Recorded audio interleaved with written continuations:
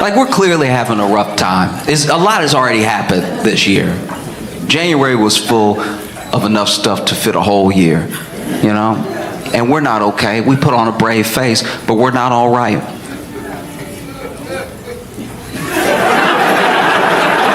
Clearly, you can tell. That's a distraught laugh.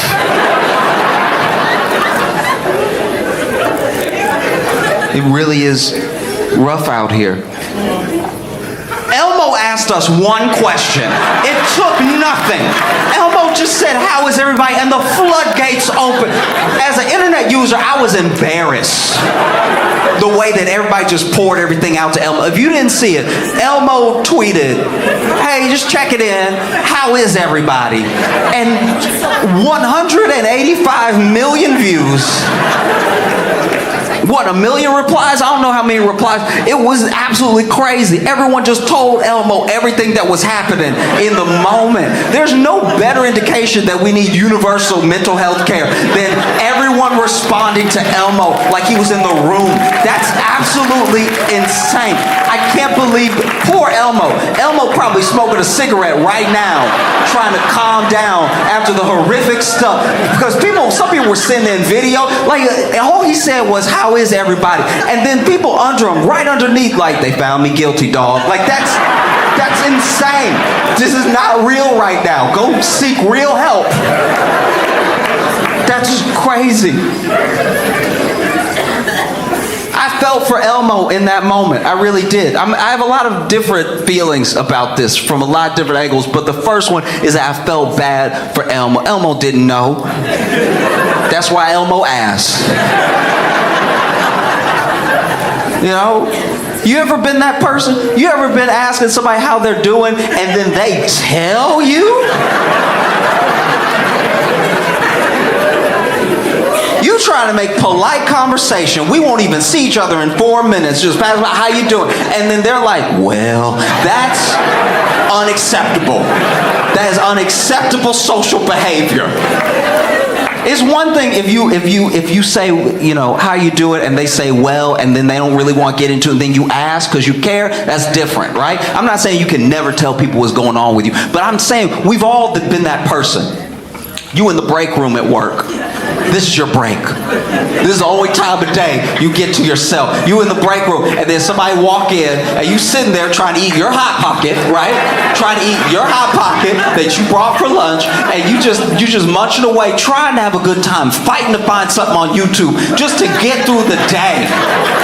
And then somebody walks in, your worst coworker, you know who they are. They walk in, and then they try to put something in the microwave, and they're pressing every button, just everything, putting it on potato, on popcorn, everything. And it's awkward because it's only the two of you in the room. And so you go ahead and say, like, "How you doing?" Just throwing it out there just to kill some of the silence because you couldn't get your earbuds in fast enough, right? And then they go, "Well,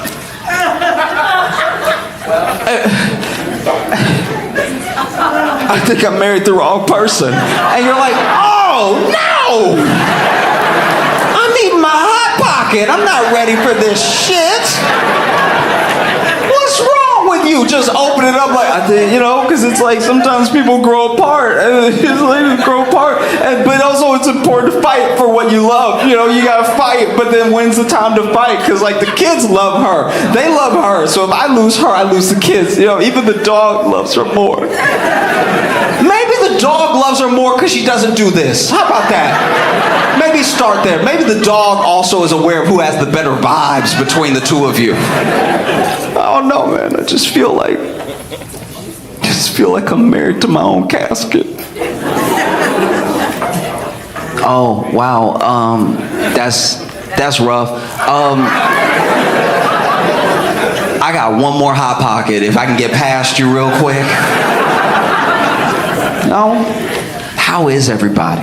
Just Elmo asking, "How is everybody?" I mean, to be fair to us, I won't put it all on us. Some blame goes with Elmo, some of the blame goes with us. What a stupid question. Think about it. How is everybody is very much a 2012 question. Remember 2012? Remember hope? Remember that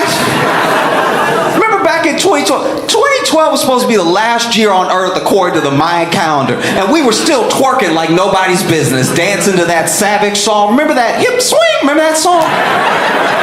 We were all dancing, no care in the world. If Elmo had asked us then, we'd be like, hey, it's not all good, but it's not all bad.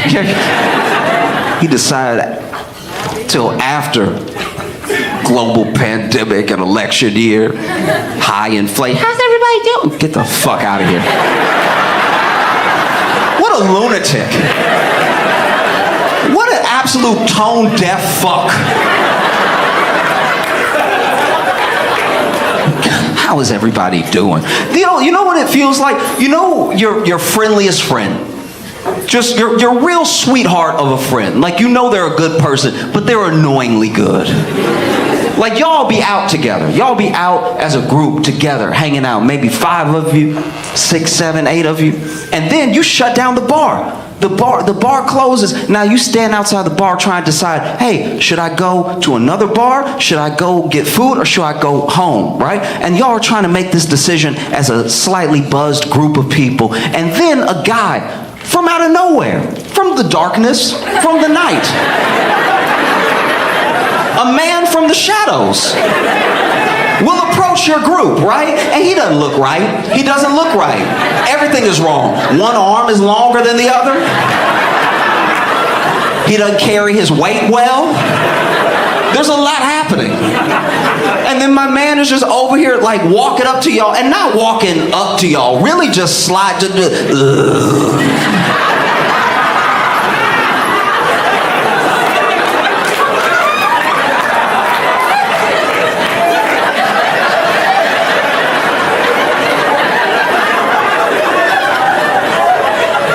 How's everybody night going? And then your friendliest friend, your sweetest, friendliest friend, this idiot will be like, oh, we're pretty good. How are you? Why would you ask that? The answer will not be good. No matter what it is, he's not having a good night. Nobody moves like that. He's having a very particular life. How are you? That's the type of person that's going to answer you in full, right? In full paragraphs, in a monologue. How are you? Walk up.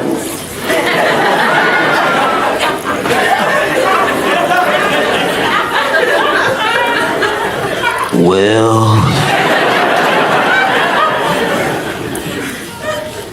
I think I married the wrong person. You see what I mean?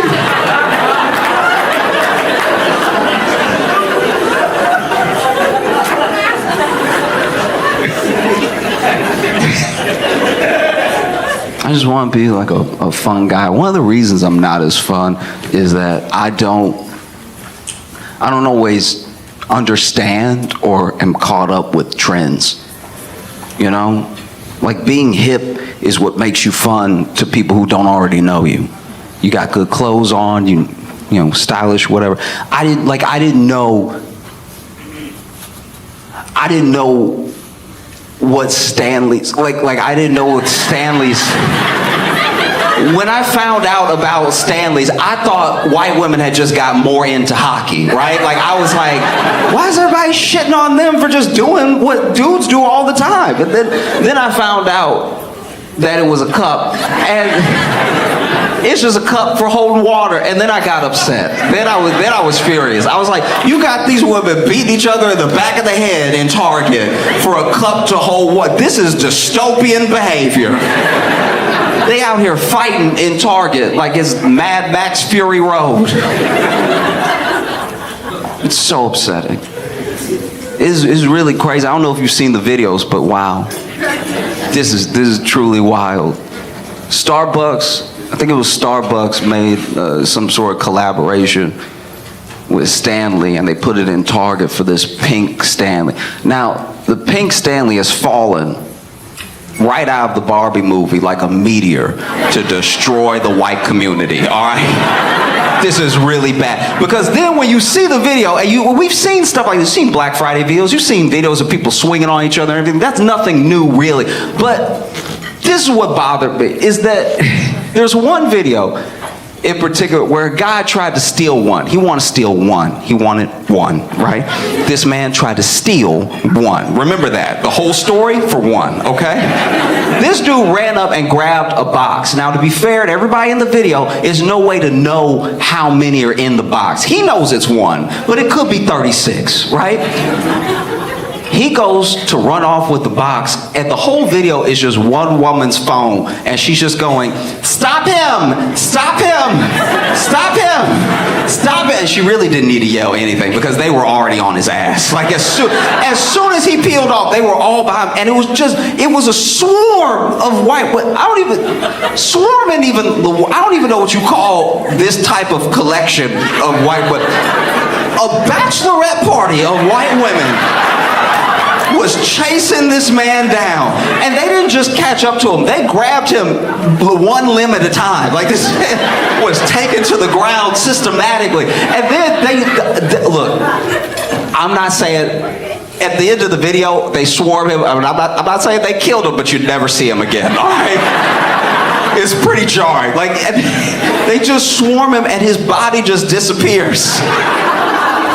And I don't know which video y'all saw, but the one I saw, you hear him at the end of the video go, "Ah!" It's like, that might be a death rattle. They may have really got him.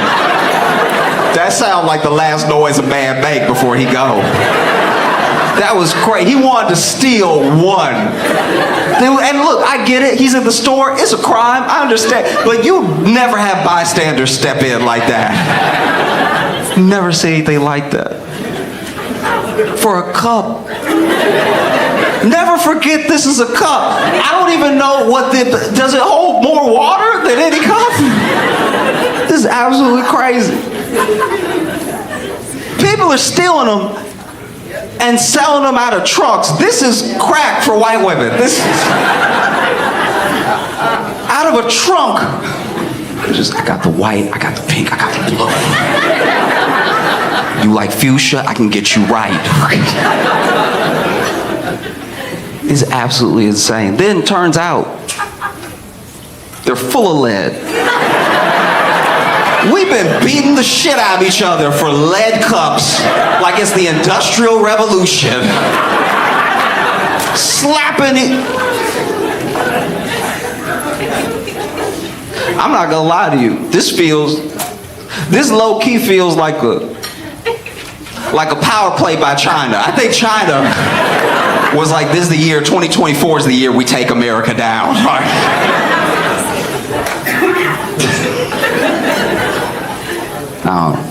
I was very weirded out by it, but also if it makes you happy, it makes you happy. A part of me even was kind of excited when I saw all these videos, because I don't know, Stanley Cups, especially the pink ones, they're just Jordans for white women. Like, this is the last time I see that type of behavior, just openly being robbed of your possessions. Speaking of Jordans, this blew my mind. There's a company that is letting people rent Jordans, like monthly. You can't afford the Jordans, you can rent it from us monthly for like $19.95 a month. It's one of the saddest things I've ever seen. It's like, if you're one of the people in here doing it, then I apologize, but I'm about to talk about you. This is truly insane. Like, you don't own it. What a great metaphor for being an American. It's like you don't own it, but you'll rent it because no one is going to check if you own it. Like, to be fair, I've never looked at someone's gear and been like, but is it yours? It's never occurred to me. If you're wearing a hat, I assume that's your hat. I don't think that's on layaway. I think that's a hat you liked, and so you bought it, and you must own it, you know? But now, it's created this weird thing for me, because what's the system like if you don't pay? Like the Jordan repo. Because think about this, how are you supposed to know? Let's say you have been making your payments, you're a couple months behind on those Jordans. How are you you supposed to know if you get repoed or regular robbed? Do you know what I mean? You turn down a dark corner and somebody like come about them Jordans and you're like, no, legally do I have to? It's when you travel a lot, you know, there are things that happen that are sometimes simply unfair. You know, and I mean past the regular stuff, past a delayed flight or anything. Years ago, I had a flight to Boulder, and I was coming from Chicago, and I had a window seat, and the man next to me was eating a whole rotisserie chicken.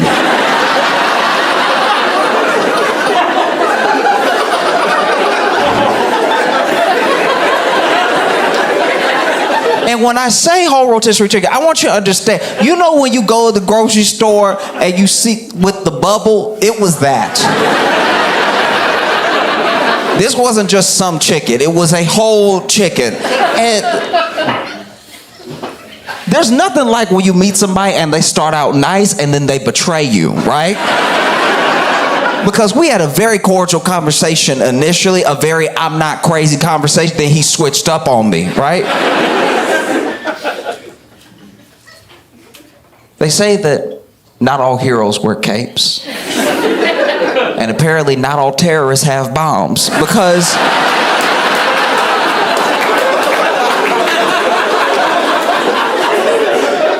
the way it started is basically my man was in the middle seat, and you always have to be nice to the person in the middle seat, because if they're in the middle seat, their life is not going well right now, okay? Because this is the thing with the middle seat that people disregard. Whatever happened to you while you traveling also happened to them, right? Maybe you were delayed. Maybe your flight got canceled. Maybe you had to spend the night in the airport. All that happened to them too, and they're in the middle seat. So they're still having a worse day than you can imagine, right?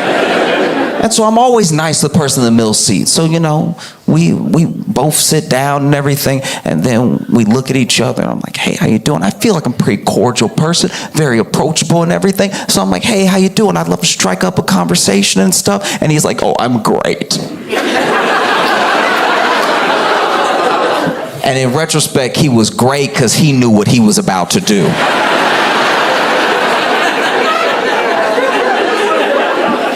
And then we just started chatting, right? He was like, why are you flying to Boulder? I'm like, oh, I'm going to do a show. Why are you flying to Boulder? He's like, oh, I'm going on business. I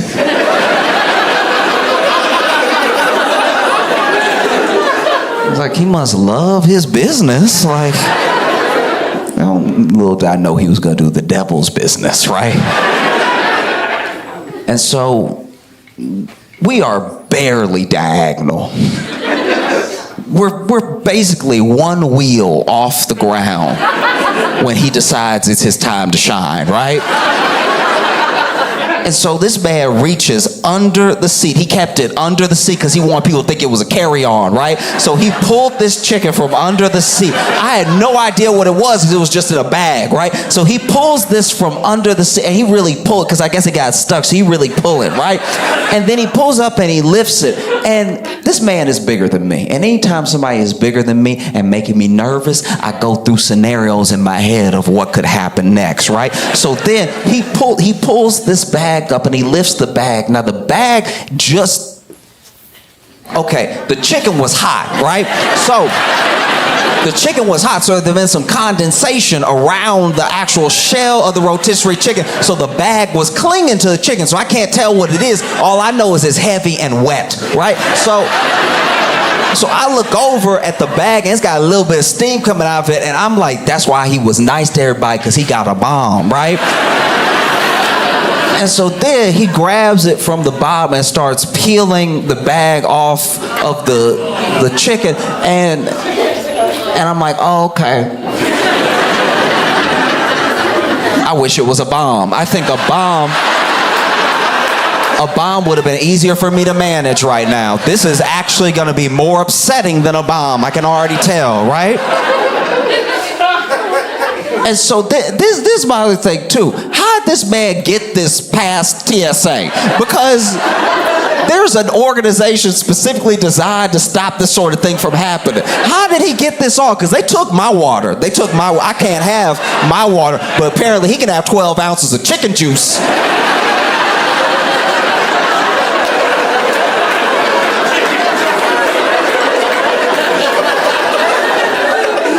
So then he holding it up, right? And I'm not gonna lie to you, even when we were just chatting and stuff like that, I thought he smelled like chicken when I met him. And I felt crazy because I was like, who just smells this much like chicken? I've never been around anybody before who and when I say he smelled like chicken, he smelled like he was the chicken, right? Like he smelled like he had just danced out the oven just now, right? Like he had chicken cologne, right? And so then he's got the bag, and usually I'm a very like live and let live type person, right?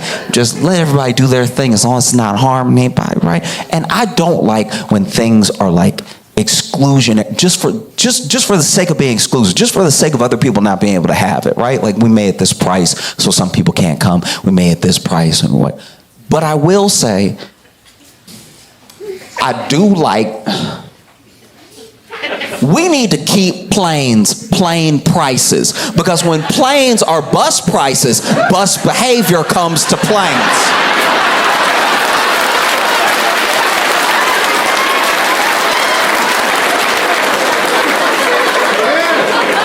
Because when he revealed a whole rotisserie chicken out of this bag, I was like, what in the Greyhound megabus is happening right now?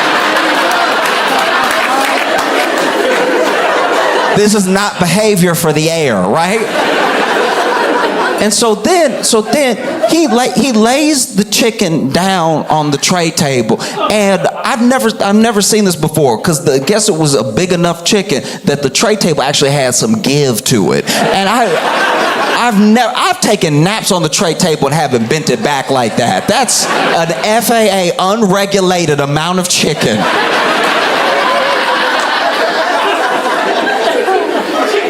And I'm not gonna lie, as soon as I saw the chicken, as soon as I saw him put it on a tray table, I tried to dissociate right there. I was trying to go somewhere else. I was like, ooh, I was trying to be anywhere else but right here, because I even put on my noise canceling headphones and just tried to pick a movie and just not be a part of what was happening right now, right?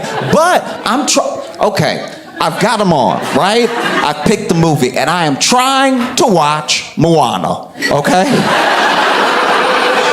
But all I can hear is the sound of him eating chicken. Babies can't get in here. Like, and when I tell you, this is how you can tell it was like premeditated too, because this chicken was still very, very hot, which means he got it right before the flight. That means he went to Albertsons and got a full rotisserie chicken, then was like, well, I have a flight. I don't think that's what happened. I think actually he was on his way to the airport, and he was like, I'm making good time. I got that pre-check. Let me make a stop by Albertsons on the way, pick up a snack, right? And so this man does not have a fork, because a fork would have got him caught, right? He just has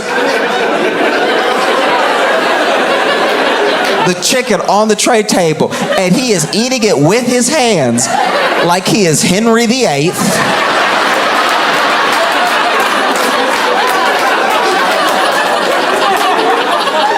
And we are at a royal banquet dinner where the queen just gave birth, right? He really ripping into the chicken while picking his movie, right? Just fingers, fingers, fingers, fingers, fingers, fingers, fingers, fingers, right? And so in my head, I'm like, what do I do? Because somehow this isn't illegal. See, that's a problem with our lawmakers, right? Our lawmakers write the laws after stuff happened. They're not thinking ahead to things that should never happen and writing a law for that. And likewise, with the airlines, they don't come up with the rules ahead of time. They wait for crazy stuff to happen, then they change the rules. But they should have sent it in your ticket, in your confirmation email for your ticket. They should have been like, hey, also, please don't bring any chicken from home, all right? We have all the chicken you need. The airport got you, okay?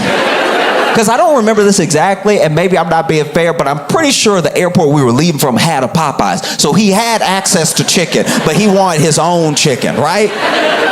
He was like, oh, they do it all apart and stuff. Let me get the whole thing.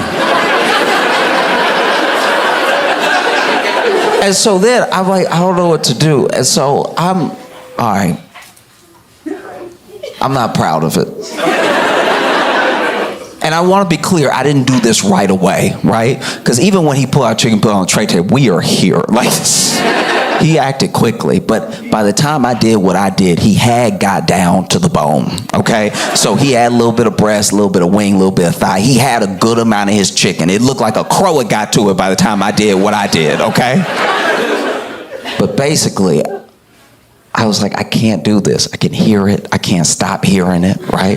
And so I just pretended to fall asleep, right? Waited a little while.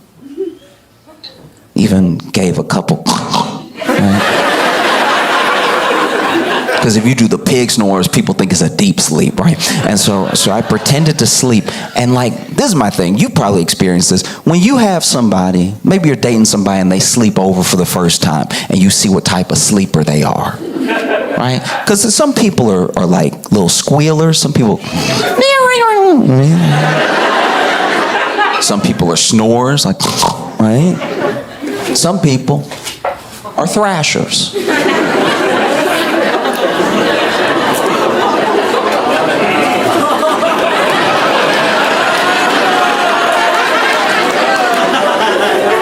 I've been thrashed many times in my life.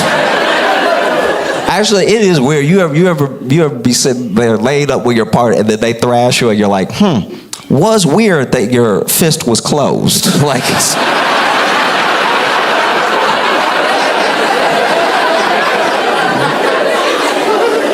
but anyway, I'm pretending to sleep, right? I even hit him with the right, and then just after a while, I wait a little longer, and then I'm like,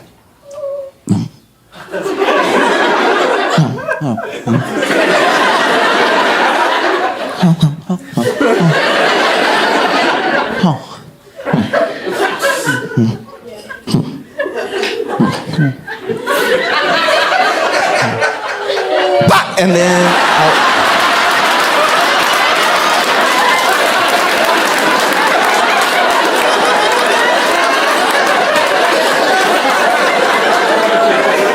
I had to like open one eye a little bit to make sure I really got the chicken, right? Because I didn't want to miss, because you're gonna get another chance, right? Like if you miss that first time, he start protecting the chicken and everything. So I opened my eye a little bit and I cleaned that chicken. Like I Tiger Woods that chicken. So then the chicken flies off the tray table across the man in the aisle seat, right? I forgot to mention there was someone else who witnessed this entire thing. I'm actually very interested in what his perspective was, because he didn't have headphones on, so he heard him eating the chicken in his ear. And I'm telling you right now, if it was bad for me, it was horrible for him, because the sound of a grown man eating a rotisserie chicken with his hands does sound exactly like a dog eating a person. It's just as horrific. The sound will never go away, right? I can hear it right now, right? And so then chicken shoots across him. It hits the tray table not the tray table, the armrest of the other aisle seat, and then it hits the ground where I think it had some bounce to it because it still was mostly intact, so it was going to move like a chicken would move, right? Now, I got to keep my eyes closed again because I'm supposed to be asleep for this, right? But I do hear a muffled scream through my headphones, and I don't know what it was because once again my eyes are closed. So this is, I don't know. This is what I think happened. We were, as a plane, we were making a little bit of a turn. We were at a little bit of an angle, right? So we weren't still ascending, but we were like dipped a little bit like this. So I think that the chicken hit in the aisle, rolled back a little bit, must have rolled into a new person's aisle, right? And so then it rolled into their aisle, and they looked down, and all of a sudden they got their foot in a chicken, right? And that, because it wasn't a scream like, ah, it was a scream like, and that's...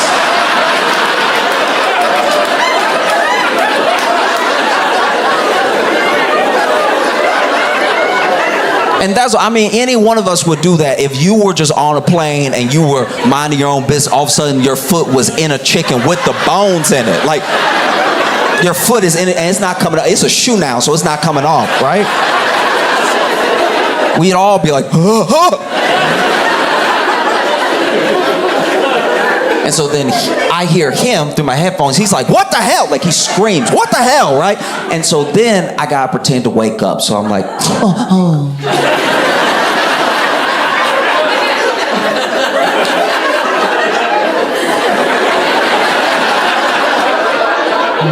Oh, what happened? Right? He's like, dude, you knocked over my whole meal, right? He's like yelling. I'm like, oh no, did I? I'm sorry. Can I get you another one? He's like, no, that's the only one I had. I was like, oh, can I buy you something else? He's like, no, I don't want anything. Just watch the... He's like, oh, I'm so sorry. My bad.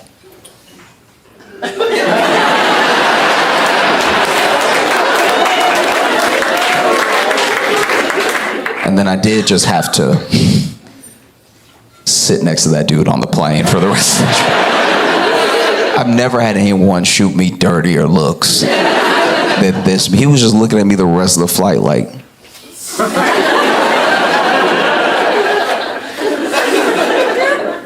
I wish I had a bomb.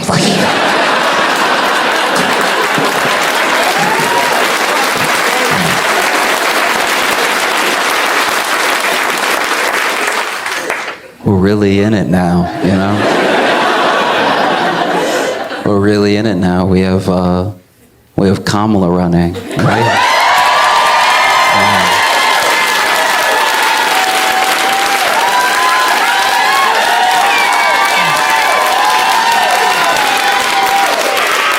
You want to know the wildest thing about Kamala running is I saw her first like 2 campaign events, right? And just to have somebody talking regular.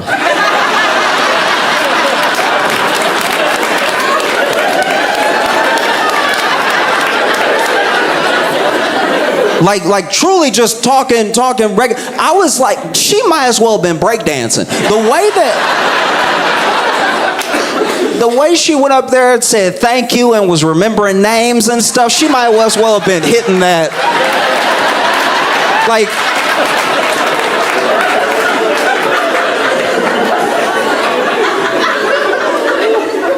yeah, it's wild. You know, because some people say that, you know, they don't see Kamala as president, but I see Kamala as president because I thought she already was president, right? And what I mean is, when Biden dropped out, I got a notification on my phone, and the notification on my phone was from a news outlet who worded the news very poorly in the headline, because I was at home and all I saw was Biden's gone, Kamala's in.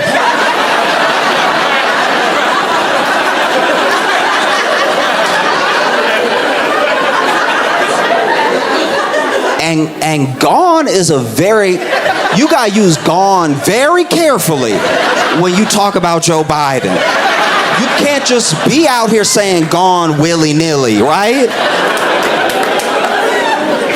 And so when they said gone, I was like, oh, that was the COVID he got. Like, that was He got the real one then. That's, if he gone, oh no.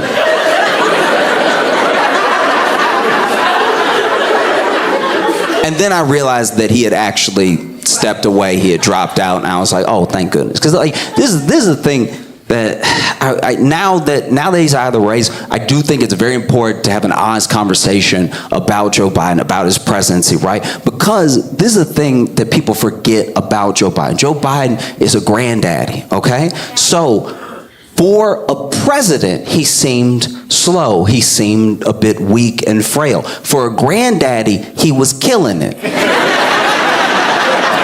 All right?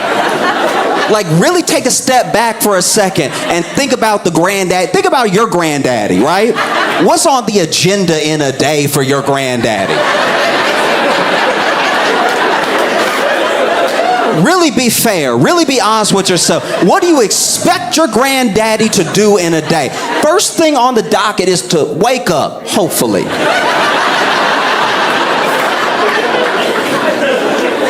Second, have some jam. Tell some stories.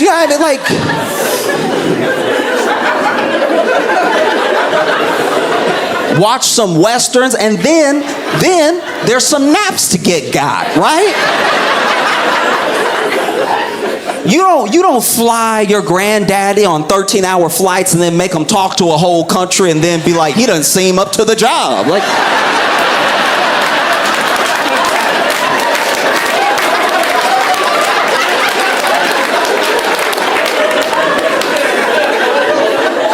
because Biden was busy just being a granddaddy. Everyone loves to forget that. We went to Biden as a granddaddy, and we were like, hey, we need you to run. And then he was like, are you sure?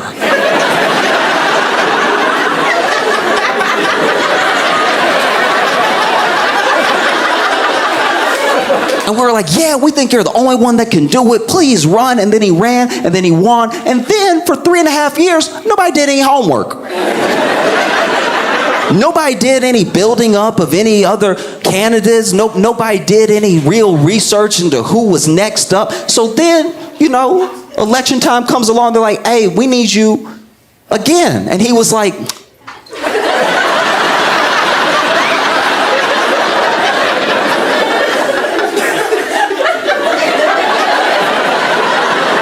I'm more granddaddy now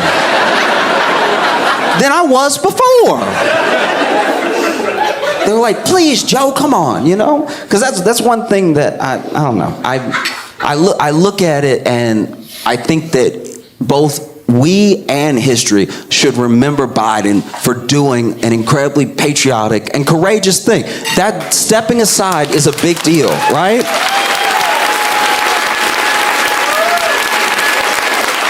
And it's something that I hope he always knows that we appreciate. For better or for worse, we appreciate it because, some people wouldn't have done that. Some people would have let their ego get in the way. Because this man told the world, he met with world leaders and told them, guys, I'm running, I'm going to win, it's going to be fine.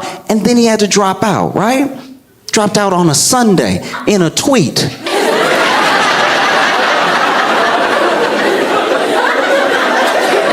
On a Sunday with a tweet with COVID. And I'm not gonna lie, maybe I'm not being fair, and that's okay, but I was furious at Biden when he got COVID. How dare you get COVID the same week Trump got shot at? Trump got shot at, blood and stuff, and then Biden over here,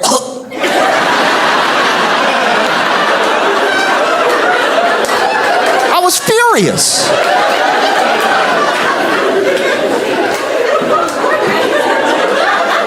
But I really want us, and I think that it's something that I wish more leaders did, because in a weird way it did feel for a second like they actually listened. Because we had been saying, we were like, guys, I don't feel great. And then something happened. That almost never happens. This is America.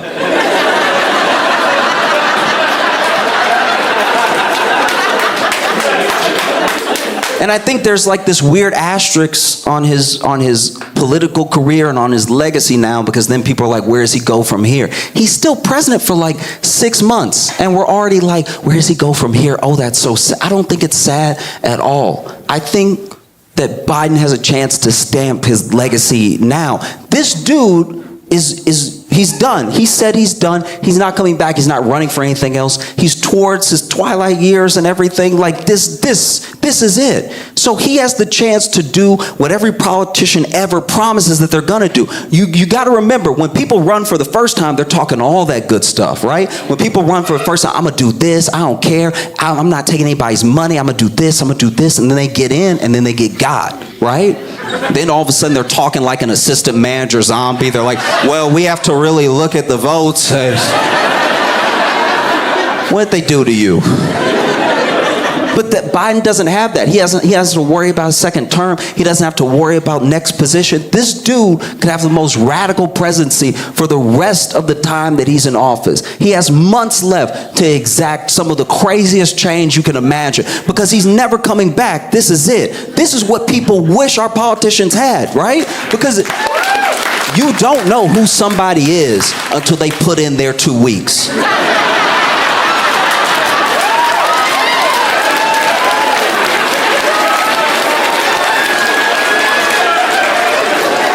When somebody put those 2 weeks in and they're still professional and you're like, oh, okay, they really a good worker, right? Most people put those 2 weeks in and they're like, 2 weeks, these nuts.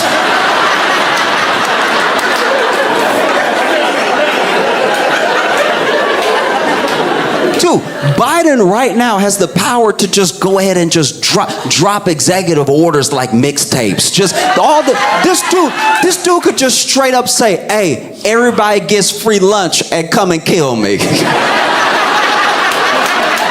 Right? Free school lunch for kids. Everybody get maternity leave. How about that? You can fight me in court. I won't be there. You can fight me in court. Right?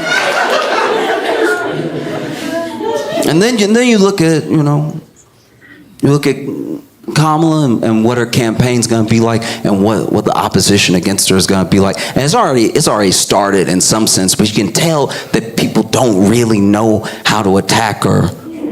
Not exactly, right? Like, they're going to try the regular stuff, like the racist stuff and all this.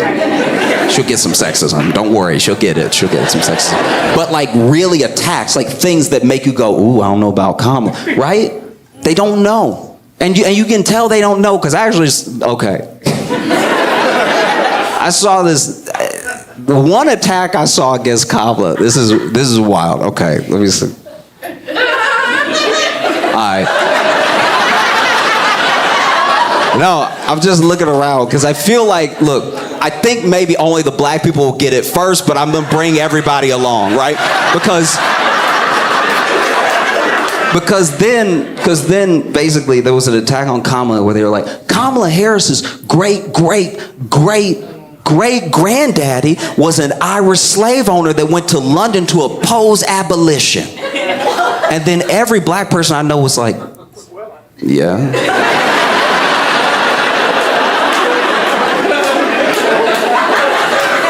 Sorta checks out. There's a reason it's her great granddaddy and her great grandma wasn't mentioned. And if you know, you know, right? That's what's so crazy to me, is that I'm not saying Kamala's the perfect candidate at all. And I, she said herself she's gonna have to earn and win your vote and everything, and she plans to do that. But I will say, the last time somebody had to go back to the 1800s to attack a candidate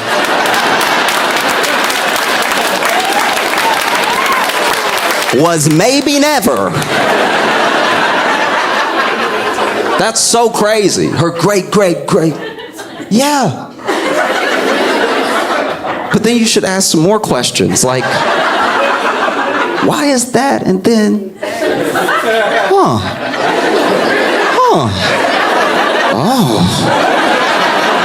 You know what I mean? Because the only people that caught it are the people who really understand slavery. And that's the thing that's so crazy, is that Republicans are trying so hard to attack comma, they may accidentally teach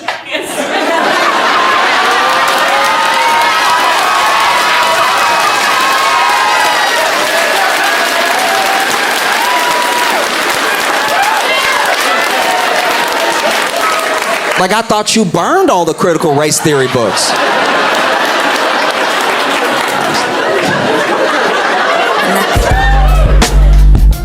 Man, okay. I've been excited to come to Rochester, and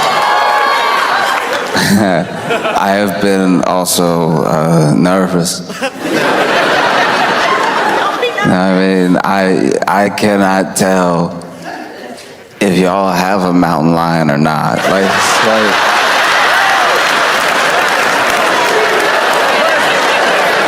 Listen, I can only go off of what I've been watching. And what I've been watching, I'll just walk you through it. What I saw was a news report. This news report was of someone's Ring camera. I like that the whole community is involved in the surveillance. I like that this wasn't CCTV footage. This was, a person's Ring camera. And in the Ring camera, there is what might be, probably is, definitely looked like a mountain lion going for a late night stroll. Fantastic. The mountain lions have heard that Rochester is a place worth parking, and so the mountain lions have shown up, and one particular mountain lion was letting himself be seen. That ended up on the news where I saw it, and I was like, that does look like a mountain lion. But then the internet being the internet, there were plenty of people that were like, mountain lion, that's a cougar.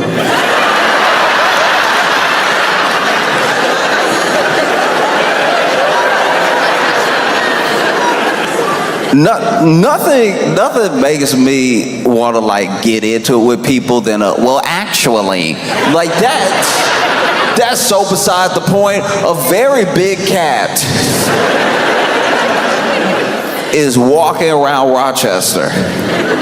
Cougar, mountain lion, help me with the major difference. And then people started to.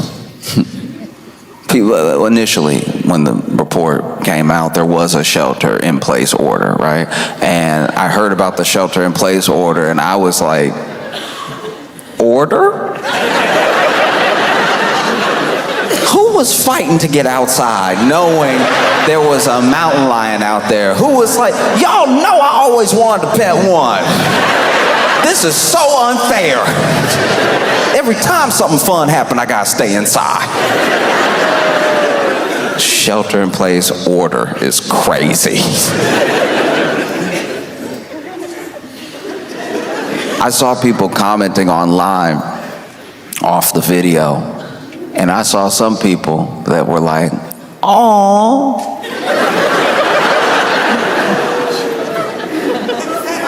Please tell me you understand that if that awe is taken to a mountain lion, that will be the last noise you make.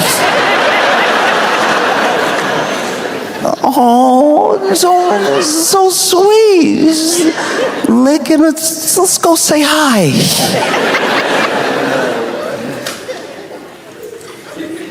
Aw.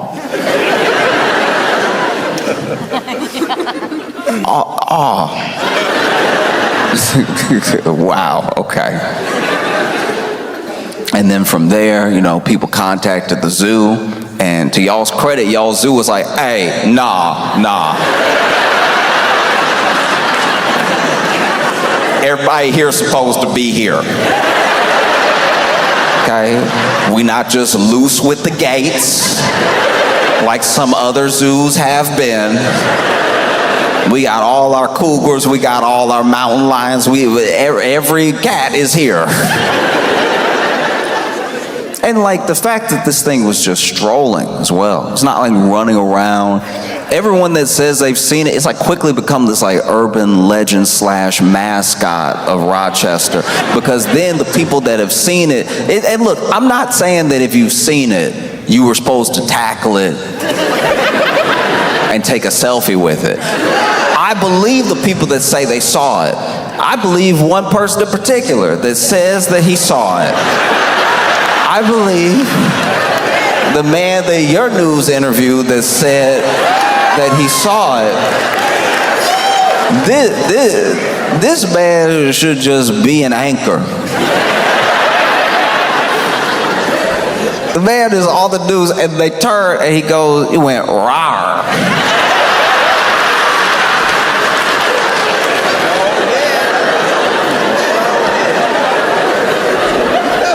And I was like, go on. So far, this is very believable. He's like, it went rawr, and I was like, ooh, I'm good. No, none of that. No. I like how that's how you get away from wild animals. It's like, because admittedly, look, I'll tell you, as a black person, that's exactly what's happening. If you see a wild animal out in the not wild, you start conversing with it like somebody you owe a lot of money. Hey, look, no, hey, listen, no, look, no, please, no, no, bruh, no, thank you, no, please. Look, nah, later maybe, but no, not today. Oh, Lord help me, oh. This man gives this interview, he says he saw a row, and then he was like, no, I'm not messing with you, no, thank you, no, I'm out of here, no, I don't mess with lions, tigers, bears, good policy. These are good things to keep in mind. I don't mess with any of them. And then my favorite thing about the interview wasn't that he was like, it could be anywhere. It could be in those bushes, as this man looked up.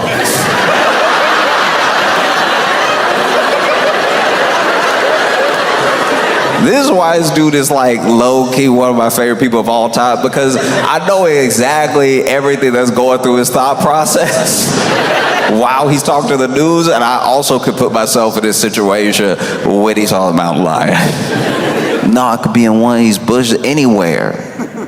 He stopped just short of what I probably would have said, which is like, it could be anywhere. Anywhere, these bushes up here. It could be in the house. It could be you. We don't know each other. Like, how we know he didn't stand up, tuck the tail, and was like, reporting live?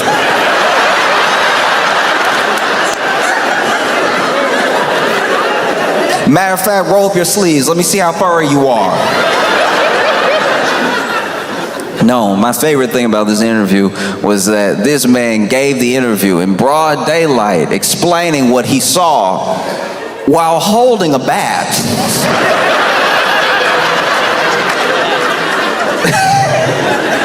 It's like, that's why I keep it with me right now. That's why I got it on me. And I'm like, yes, but no. No, that's why sometimes I don't like the movies that Hollywood makes, that, you know, they put scenes out there that wouldn't go the way that we've imagined. You know, you put Idris Elba in one movie with a line, and now people think they could fend off a mountain lion with like not a thick bat. Like that bat looked like Pee-wee grade. That was not a slugger, you know. He was like, no, but come near me if it comes anything. No. And then y'all did not help the situation. Because then you started posting AI of y'all with the mountain lion. This woman said she heard a row and she looked and he was in the bakery, and I'm like, I'm believing it for like, I'm not believing it until I see the picture. I'm over here being like, man, this woman chill. This woman a straight gangster. She's not just a baker. It was in her store. And they showed the picture. I was like, y'all gotta stop playing. This is supposed to be the news. I was sitting there getting mad. I was like, all right, some of these clearly look fake, but a couple of them don't. Look, you can either post an AI image or you can interview the person. Don't do both. That's disrespectful to my man who's probably still carrying a bat right now. You're all over here scared him, making him think the mountain lion everywhere.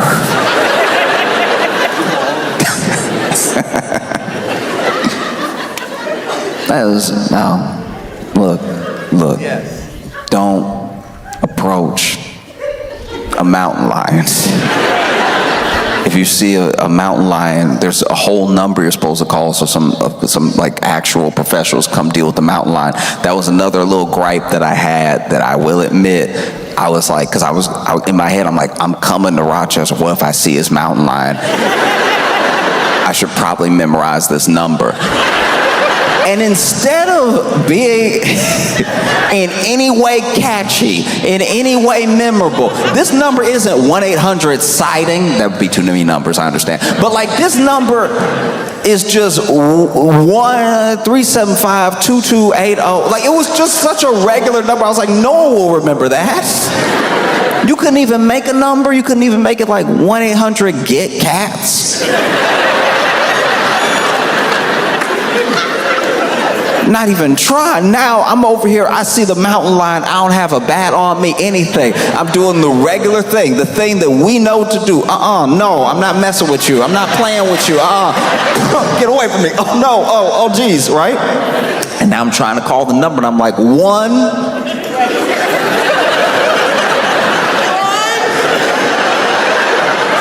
Now I'm over here, somebody knows the number. That's insane. That's too earnest. Don't. That's we. Imagine though, because this is my thing. This is just my thinking. If I saw the mountain lion, right, and it was over here, not just minding its like ring camera business, not just going about his day. Maybe I saw the mountain lion. The mountain was like, "Hey, city ain't big enough for the both of us." I'm not gonna lie, just for the sake of brevity, I would probably call 911. But the idea that there's a whole extra set of numbers to call if you see the mountain lion makes me wonder that like if you call 911, they'll be like, a mountain lion? You called the wrong 911. Look, I'll give you the number, call, write it down. You can't transfer me? No, we 3 numbers, they're 10 numbers. You just can't transfer like that. It doesn't work like that. Yeah, I'm just praying I have a good time in Rochester. I don't see a mountain lion in the very high bushes y'all have. Y'all have been busy since I've been gone. Y'all have had a string, multiple robberies. See, I haven't even specified yet, and y'all have had a string of robberies of the mail. I was reading about it, mail carriers are getting robbed, and that's just, I like an unboxing as much as the next person, but like that's truly insane. It's mail. It's more likely you stealing bills. Imagine.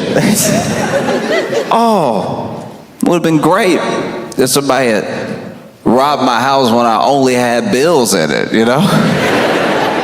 I can't even imagine what that would be like for the mail carrier, because it'd be different if you're like a Brinks truck. It'd be different if you went to wherever, because they go everywhere and they do these shipments from different places and stuff. It would be different if you went to like, you know, some grocery store. They had to do their deposit. You show up with the truck. They always have like 2 of them there. And I used to think that was for security, but the worse the economy gets, I'm like, nah, that's so somebody doesn't quit on the job. That's so somebody doesn't just drive off with the truck. There's at least one other person there to keep you accountable. But they'll have the person who's like loading up the truck or loading something in from the place that they're picking up from, and then they'll have one person just sort of standing there, looking at everybody. I used to work at a grocery store. This exact thing would happen. Like, they would come with the truck, and there would be somebody that looked at everybody like a suspect. You would have grapes in hand, and he'd be like, what's up, though? Like, you trying to... It's like, oh, I'm trying to, check out, get rung up. It's like, okay, all right. Likely story, but okay. And then, they go off, they deliver it to the bank or whatever. I can only imagine if you work at the mail.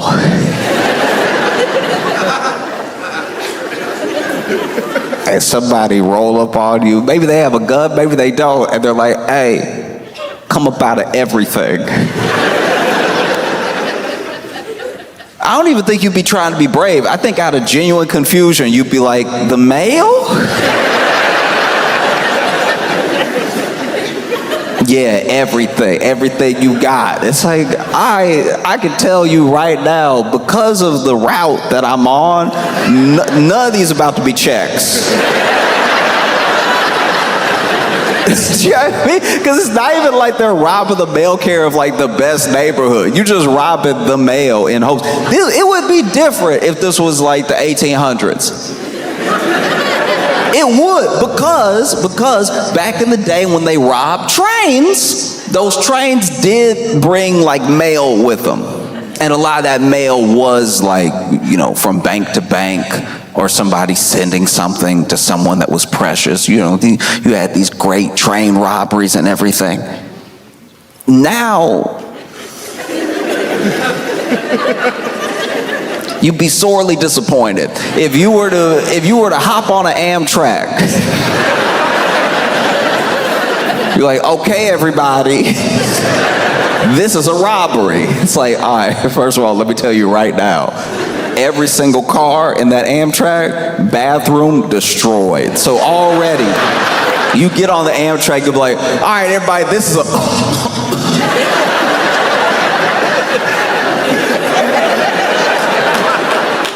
Oh, one of y'all sick? What?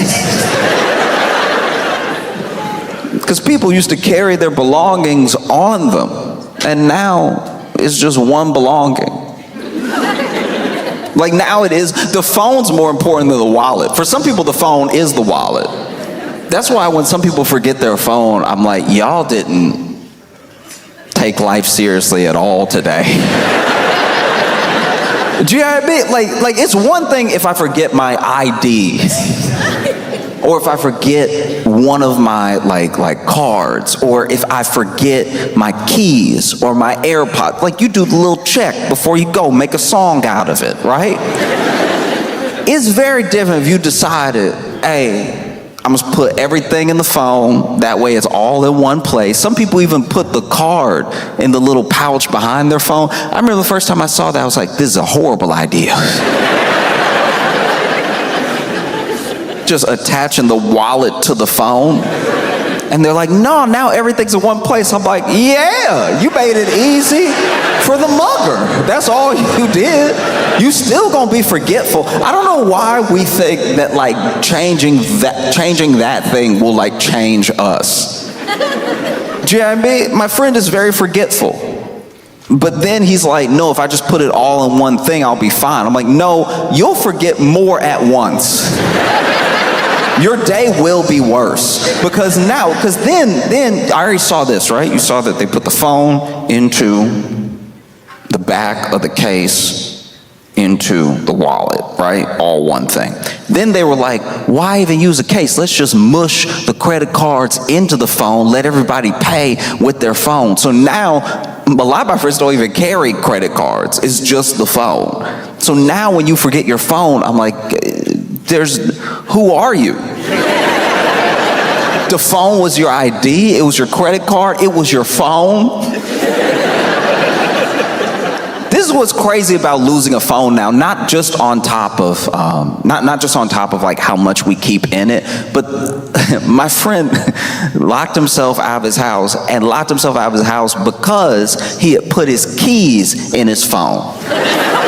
Because you know they have that thing now where like certain scan, you can scan and then just boom, click, and then the door opens. He did that because he was like, why keys?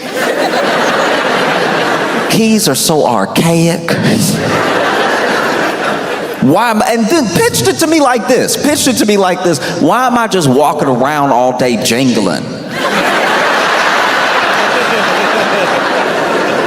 What am I, the crypt keeper? Why am I running around here, clink, cling, cling, cling, cling, cling, cling, cling?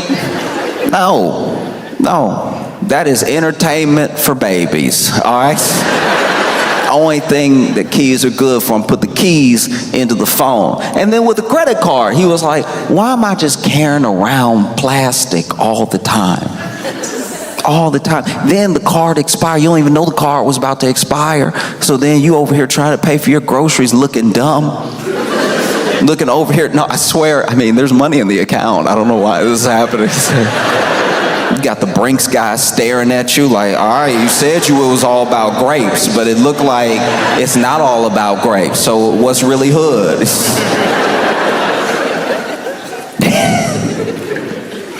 Now I put the card in my phone. I put the keys in my phone. I got everything all the time. And I'm like, all right, but what happens when you don't have the phone? Because you're telling me all this as like the reason to put everything inside of one thing. But now you're locked out. You're locked out of your apartment and you're sitting in my apartment. Somebody who uses a key to get in. I don't know. I feel bad for you. You gotta use this archaic technology. You gotta turn it with your wrist like you're from 2000 BC. And then that's the other thing that was crazy. It's like all these things that were for ease, he ended up being so much worse off because I told him, I was like, you didn't even have your phone on you to call me. You had to find me.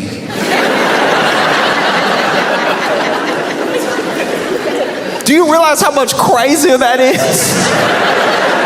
If you had kept it all separate, if you had diversified your belongings,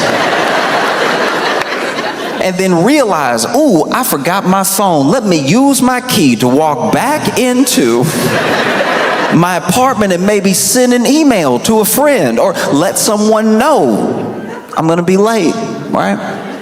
Or if I, forgot my key, I now have a card and a phone to either call someone else who has the key or just go to, where we keep our spare key. You can go where you keep your spare key. Because you keep a spare key, right? You keep one physical copy, right? You keep one physical key and then you keep your phone key because one of those keys isn't dumb.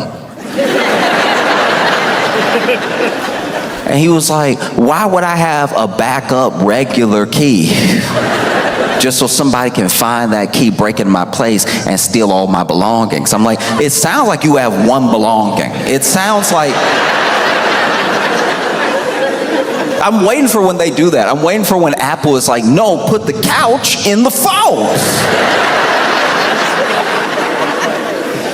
Just trying to get you to sit on your phone to be comfortable. And then when your phone cracks, it's like, oops, maybe that was a bad idea, but you will need a new phone. We're doing all this stuff and it's just doing too much. Doing too much. And then you get to the place where you don't even know why you're doing what you're doing. You get to the place where you're robbing the mail.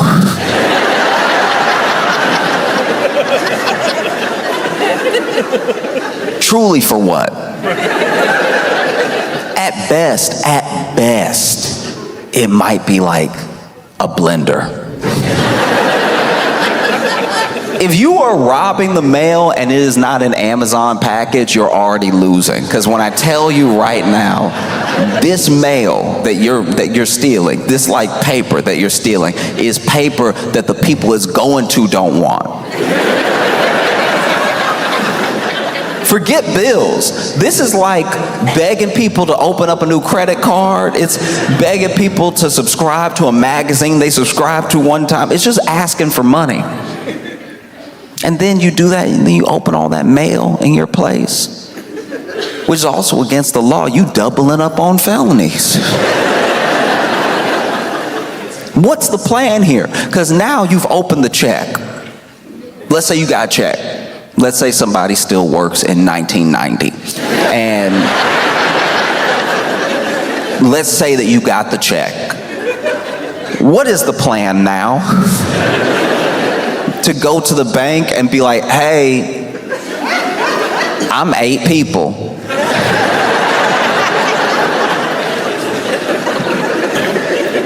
No. But who knows? Maybe the banks in Rochester just cash whatever y'all bring. I have no idea. Maybe this makes sense. I know it's been spoken on already, but I am genuinely, I've been looking it up. I've been educating myself, and I'm fascinated at the origin of the garbage plate. Because here's the thing. Here's the thing. I'm not here to talk about if it's good or not, or the aesthetic or anything like that. I'll get to the aesthetic, but like the name. I don't know. This is what I think happened. This is okay. Look, I'm pitching you what I think happened because we didn't have to get here. Anything that is good does not also have to have like a derogatory name, right? But I think that like something happened. Something happened where like I live in New York City. I live in Brooklyn, and New York City is very dirty. There's a lot of garbage out. No alleys, just street. I remember the first time when I moved to New York, because I moved to New York with very little frame of reference of what New York would be like. And so I moved to New York, and I saw the trash on the street, and I was like, oh, okay, I didn't know we were in a state of emergency. I had no idea. I picked the wrong time to move because the garbage, and piled up too, almost organized in its chaos, piled up about waist high at the sidewalk, you know? And then I realized that's what you do there. You put the garbage on the street. Like for a day, well, not a day, for like 3 days out of the week, we are the garbage.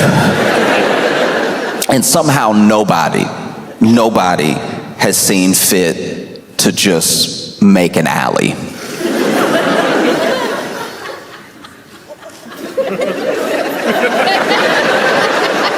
Isn't this one of the oldest cities in America? At any point in time, somebody could have been like, look, we're gonna have to like eminent domain this one brownstone so that everybody doesn't have to live like the apocalypse happened 5 months ago.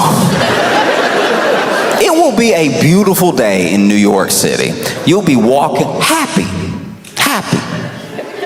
And then you will, as an adult, I thought I smelled all the smells.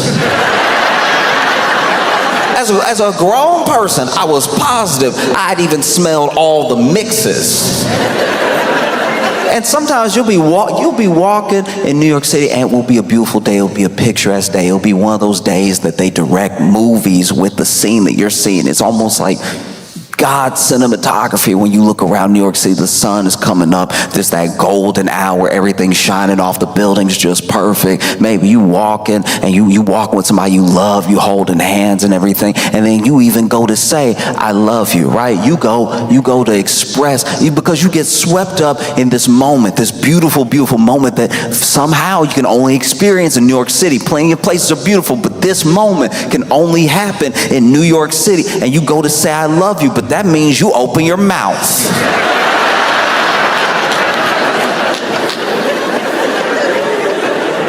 And so now this person whose eyes you were looking deep into, you go,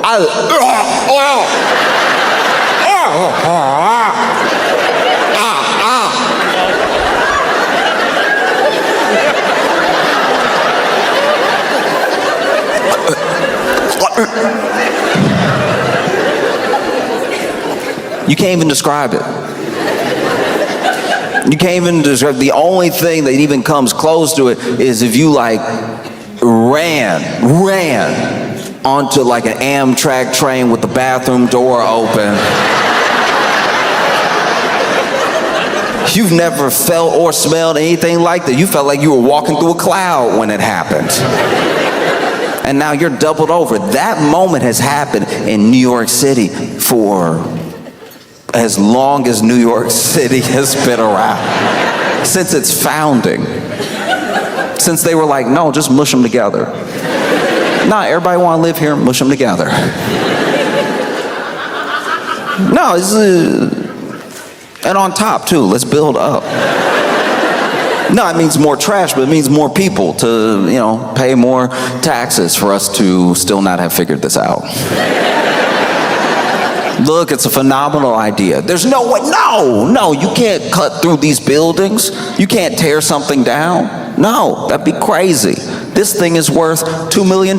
This piece of property that nobody wants, that no one will ever want, is also worth $2 million.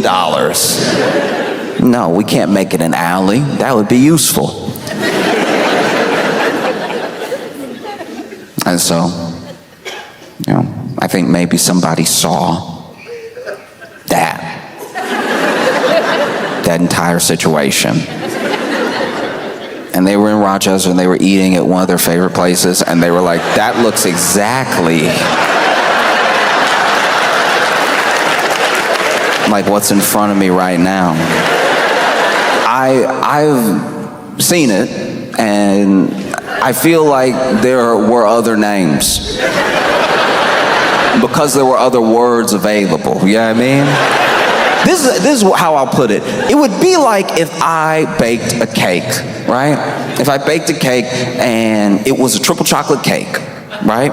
So, and not just triple chocolate in the way that it's like chocolate layer, chocolate layer, chocolate layer. Let's say I really took my time. I really did something like decadent. I really made like one layer almost like chocolate chip cookies, a little bit more brownie than it is like cake. And then the layer above that, I went a little bit like dark chocolate with it, right? And it had a little bit of filling in the sides of it that was also like something you don't usually get in a chocolate cake. And then the top of the chocolate cake, very light, very like not the like fondant type stuff, like very light icing and a very like moist top, melts in your mouth, right? And then you had this chocolate cake, and it was actually, let's just say for the sake of argument, the best chocolate cake you've ever had in your life. Incredible. You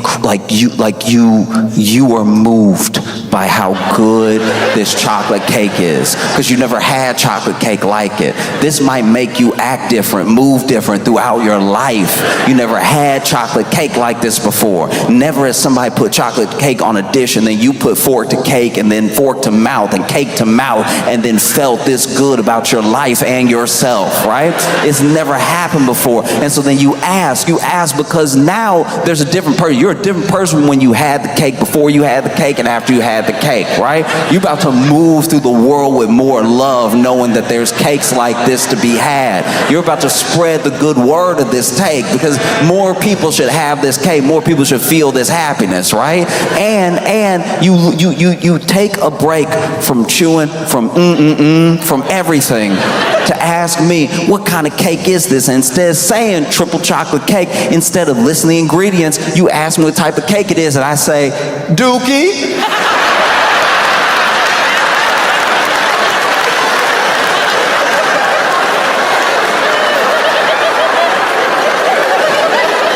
called it Dookie, because, you know. No, because when you look at the plate, you know what I mean? No, it looked like Dookie, so I called it Dookie. That makes it more enticing, doesn't it? Have another slice of Dookie. That's when I garbage plates.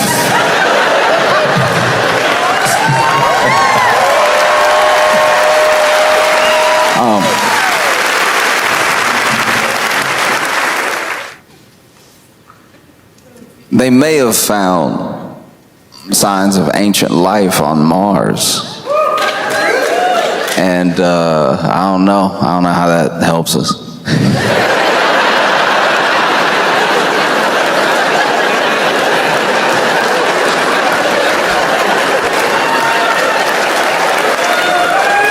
That's y'all did it. You know what I mean? Ancient life on Mars. Not current life. To my understanding, they have found signs that somebody used to be there. Okay. All right. Imagine somebody coming and being like, this place used to be cool.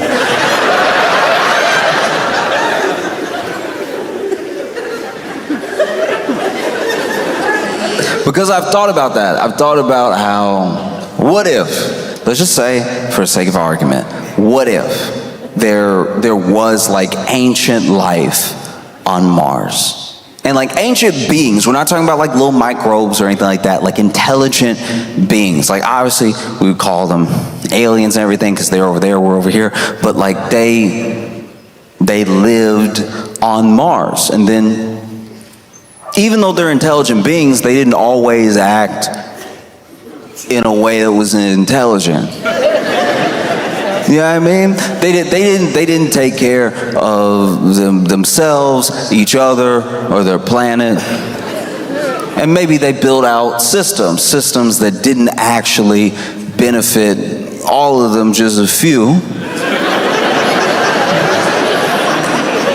And then it got to a point where they were not just unhappy with each other, they were unhappy with their planet, a planet that they had basically ruined. It used to be dope, and now it's whatever it is now. And so then they worried that there was no way to reverse course. There was still time, but they were like, what are you gonna do?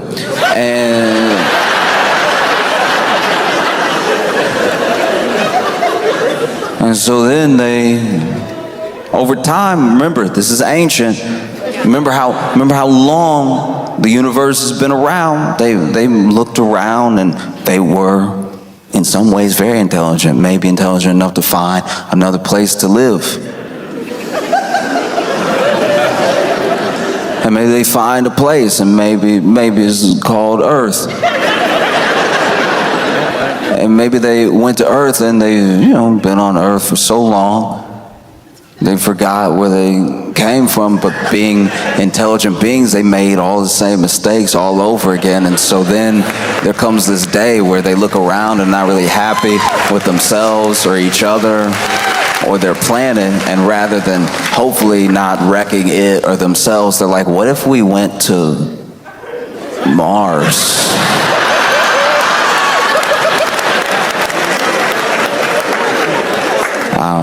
Maybe there's something there.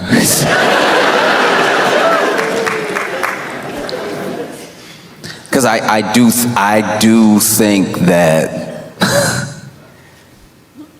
I don't know. I feel like that's as likely as finding life on Mars. Because that is where we're at for the most part. There's a lack of belief in the idea that you can still build community, or the idea that people can still see each other as people. That's incredibly troubling and scary. I think that we rely now on communication that is more served to us than we seek out. We feel like we seek it out because we're discovering it in real time. In real time, you are discovering your For You page. In real time, you are discovering when you're scrolling and you feel like because you're making the choice to scroll that it's the choice what you see next, but it really isn't. And based on a bunch of things about you, we think we're shaping the algorithm, and it's a high likelihood it's the other way around. Because based on how you've built your habits gets based on whether you get served contempt or compassion. And so then when it's time for us to talk, we have a very different view of how people are in the world. Like all of social, all of this stuff, every platform, it's just a mirage. But when you're out in the desert by yourself, which it feels like a lot of people feel that way. A ton of people feel like they're out by themselves, right? And you see this thing up ahead and you think you know what it is, and it turns out to be a mirage. It's very hard to convince anyone of that idea. And so that's what I watch more of than anything else. It's just the idea that like, I know what's going on, I know what people are saying, I know how people think, and I've got a big picture of everything that's going on. It's like, I promise you have a snapshot. No person, no single person online is one thing. No idea is one shared belief by everyone. And once again, no matter what you do, even when you think you're gaming the system, even when you're like, but I log out sometimes. I guarantee you're being served a certain amount of contempt and a certain amount of compassion, and it's all driven to keep driving you. You want to know what people think, you want to know how people are, you just talk to people. This is the only way to find out. If you want community, you build it as best as possible, and you build it in any way that you can. Some of that will include being online. Some of that, I'm not talking about like talking to your friend in a DM. I'm talking about like the way we see each other is so important, and the way we see each other is being like molded and affected without people understanding that they didn't actually get to participate in some of this. You don't know what impact you have to anyone that's like outside of your sphere. It's why I do my best. I'm not perfect, but why I do my best to be, hopefully, the best version of myself all the time. Because people are only going to see a sliver. So if what they see is good, maybe they'll think the world's a little bit better. And if they see bad, they might think the world's a little worse. And it goes moment to moment. And no matter how much you try to put out, you can still get drowned out. But I know that when I see people, when I see anger, when I see hate, when I see love, when I see compassion, I know that I'm seeing all of it at one time. And then the real mix of it that's out there is different than what's in my phone. The same way you shouldn't put your keys and your wallet and your...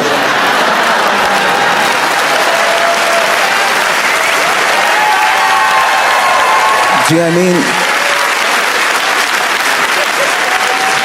The same way that if you put everything in the phone and then you lose sight of what you're up to, you're lost. It's the same way that you cannot just trust that what you're seeing and what people are saying, and these people as well, these people, whoever these people are. Because that's the other thing about opinions online. It's the other thing about people online. We didn't vote for like a king or queen of online. Somehow any person saying anything is representative of everybody at any given point. That's not possible. I wish it was what was happening when it was like a smart person.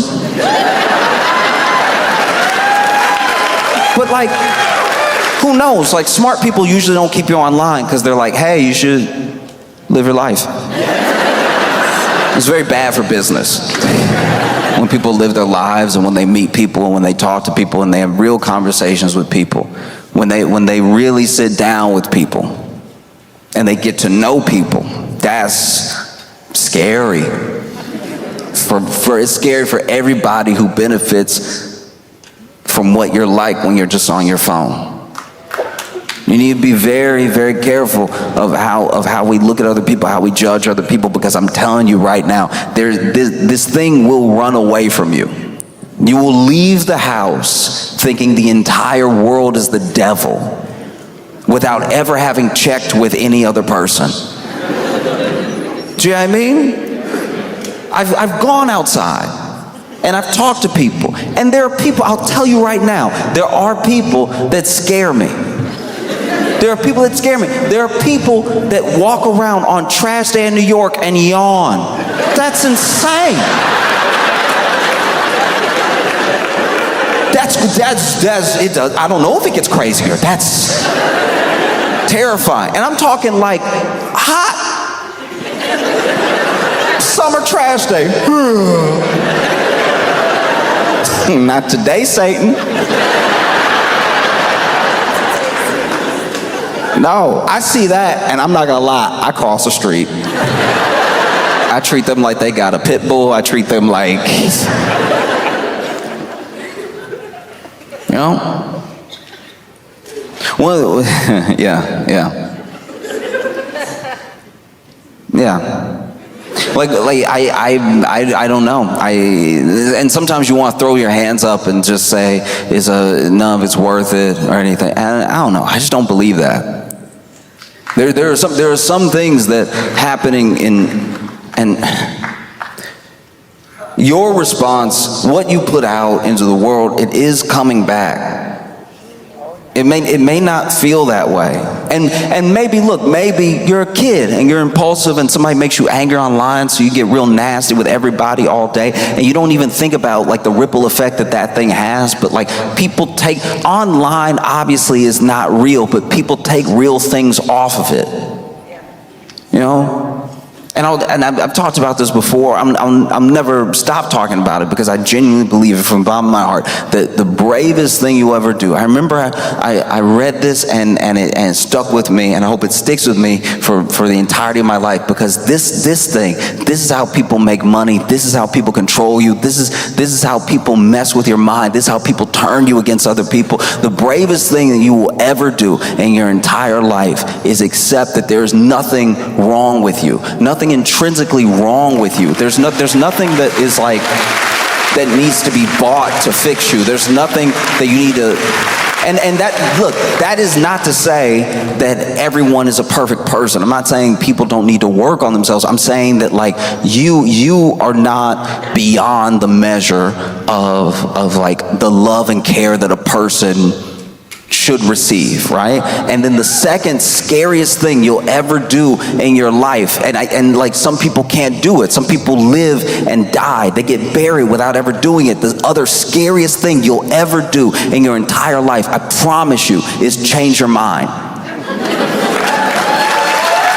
And like, I don't think that I personally don't think we're in a place where we're too far gone. These two things can still happen. It takes a second for them to happen. It takes a moment for either one of them to happen.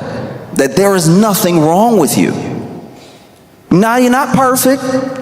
You make mistakes. There's nothing wrong with you.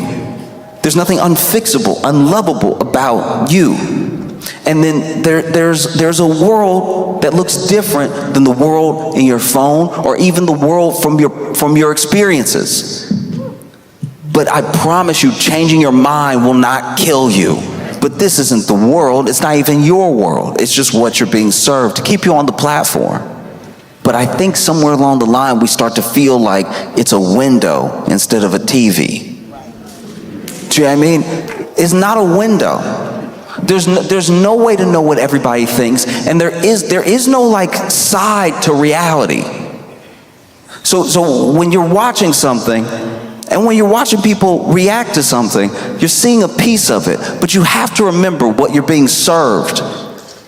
Like that's what's happening. different amounts. Compassion, contempt, depends on how you look, depends on where you go. It's worth seeing the full picture for yourself. I think to fail to do that is to start to fail to be as human as you can be. You know, this thing that we have is this incredible tool, but like tools are also weapons. A tool can protect you, and you can use it to hurt other people. Like if you thought a mountain lion was like walking around all the time and you just had a bat with you just in case, it's like not.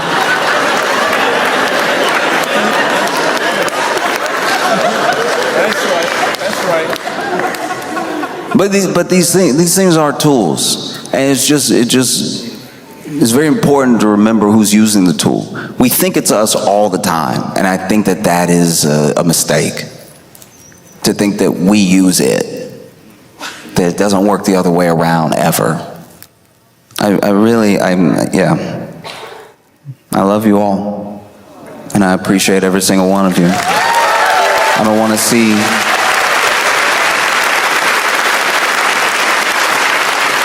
I don't want to see people destroy themselves because they thought that they had a mirror, they thought that they had a window, and they just had a TV. You know? So I appreciate every single one of y'all. I can't even describe it. I was so excited to come here and spend time with you, and that is definitely in spite of the mountain lion. So. Rochester, y'all been amazing. Thank you so much. I appreciate y'all so much. I don't know if y'all saw this demure thing that's taken off.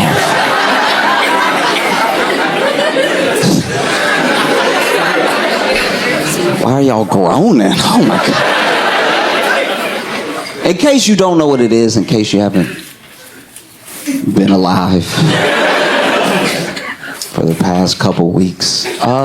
Demure is this one TikTok. There's one TikTok started this whole thing. It's not like a whole group of people. It's not like somebody super famous already said something. There's this one TikTok by this creator named Jules LeBron that was just sort of getting ready for work and said, you know, Look at how I'm dressed. Very demure, very mindful. And demure and mindful have like really taken off. They've really become this big, big thing. People are talking about how I'm demure, I'm mindful and everything. People have made all these response, TikToks do it and stuff. But basically, she was just saying like, you know, look at how I'm dressed, keeping it chill, a little bit low key and everything. And by and large, everything that I've seen that's come from it has been pretty positive. I know I'm not on the whole internet, but like everything that I've seen is nice, which is kind of cool because usually when it comes to like TikTok as a movement or like challenges or like anything popular, it's usually not as positive.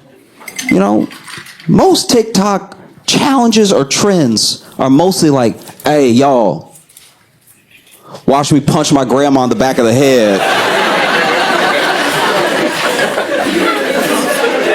It's usually something that causes harm to, you know, you or someone else for everyone's entertainment. And we watch all the time. It's like, hey, y'all, watch me while I call in this bomb threat to the Vatican. You know, like there was one thing, I don't even know, it got so bad that they would talk about TikTok trends happening that I don't even think were happening, but they were believable because all the stuff that really was happening. Like I'm pretty sure there was one where maybe I'm falling for like a trick, but I'm pretty sure there was one TikTok trend where people just kept blowing up the urinals at the boys' bathrooms in their high schools. And I was like, man, maybe they really are lost as a generation. You know what I mean? So then you see something like Demure, and it really kills the whole, you know, the sort of generational gaps that we have. It's hard to keep pushing them away when they're being all nice and stuff. You know, you see these young Gen Alpha, Gen Z just being sweet. You almost don't know how to react. You know what I mean? It starts raining. Maybe you're a boomer, and then out of nowhere, you know, this young person comes up being very demure. Pops an umbrella right over your rainy head. You just standing there like, Fox News did not prepare me for this. I don't know what to do. Thank you, I guess. This is weird. You sure you don't want to punch me in the back of the head and film it or something? Like, no, it's just nice to see like a trend that's at least like feeling mildly positive as it spreads, you know? Because a lot of them start positive and then quickly turn. And I haven't seen this one turn yet. Because the whole definition of demure is like modest, shy. You know, mindfulness, obviously self-explanatory, being mindful and stuff. Because the other TikToks I've seen Jules make have also fascinated me. Because, you know, she'll do little stuff like she brought donuts to the hotel staff that took care of her at the end of her stay. And she was like, this is being demure. And I'm like, oh, okay, I guess we redefining it. I had no idea. I thought, that's cool. I'm saying because I'm happy about it, you know? And I think that that's really awesome. Because for a long time, I didn't know if like a good trend could catch on. You know, we like deep down, whether you like it because you like it or you like it because you love to hate it, we like watching the bad stuff. Do you know what I mean? Like like Jackass would have never been a franchise if we didn't love the idea of a guy just standing there and then his friend running behind him and kicking him in the balls. Like that's, you know, we had Jackass when we were little, and that just spawned into like a different now everybody can do Jackass. Everybody was doing Jackass the whole time, by the way. It's just when we filmed it, it sort of just sat at home. Like they just became home movies. There wasn't an internet to push it out to the rest of the world with, you know? And so I don't know. I mean, I hope for those that enjoy it, it continues. I hope it doesn't, you know, morph into a different thing, because I feel like the internet's very good at that. You know, the internet's very good at like taking something, because it's so decentralized, like taking something that starts out very good and then morphing it to a place where, you know, maybe 5 years from now, there's just a kid that runs up and punches his grandma in the back of the head and goes, "Demure!"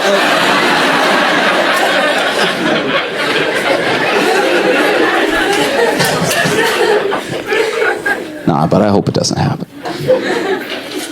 I took an improv class when I lived in Chicago with a kid who was Buddhist, right? And he was Buddhist in a way that was very sincere. He wasn't like that.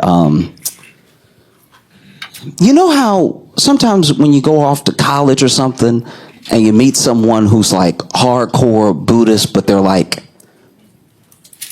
a white dude with dreads that's always trying to bang, you know what I mean? It's like, I'm like, no, I don't know if you following really. I think that you just wear the beads. I think you're disingenuous. You're just trying to use it to lower some walls, you know what I mean? How could I be bad? I summered into bed. You know what I mean? Kind of has those vibes. But my friend who I met is the person that truly fascinated me, because he was someone who had a lot of joy, and a sincere joy. Not like, you know how there are people that you meet sometimes that are full of joy, but you can tell the joy is because everything's going right now. It's very circumstantial joy, right? It's like lottery winning joy, where it's like, guys, of course. He had a nice joy that wasn't swayed one way or the other by like little things happening, you know? Because the circumstantial joy I'm talking about, it gets knocked over with a feather, right? That same person that's so joyful one day, you see them the next day, they're like, get the hell out of my way! Like, it's... And that's also normal. That's part of being human, right? Like, it's not normal to be happy all the time. If someone is, watch them. Do you know what I mean? Like, if somebody's happy all the time, they need to be on a list. They're hiding something, right? But he had a very, very sweet and sincere joy that was calm, kind of quiet, a little bit to himself, but happy to talk to anybody, happy to engage with anybody and everything. And I think that because of who he was as a person, it sort of fascinated me what his philosophy was for life, because he didn't teach Buddhism, and he didn't think of Buddhism as a religion. He thought of it more as a sort of philosophy, right? It was his answer to the psychology of his mind. And we were talking one day, because I was just sort of asking him how he came to it and everything, because he was white. And regular haircut though, like regular haircut. But you know, we were just chatting, and he was explaining, at least to the best of his understanding, the 4 noble truths to me, right? Because the first noble truth is that there is suffering in the world, and that's an undeniable thing. You know, we all suffer in different ways for different amounts of time. You know, some suffering is physical. Like when you wake up in the night and you're thirsty, and you swear you know you're home,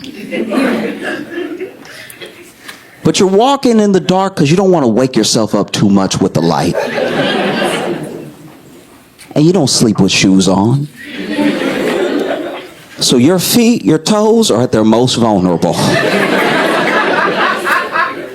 You get up and you're walking around, and in the kitchen you get a little bit of that fridge light. You almost squint a little bit. That's too much. You grab your water, you pour it in your glass, take some sips, and now you got to make your way back, halfway tired, in the dark, right?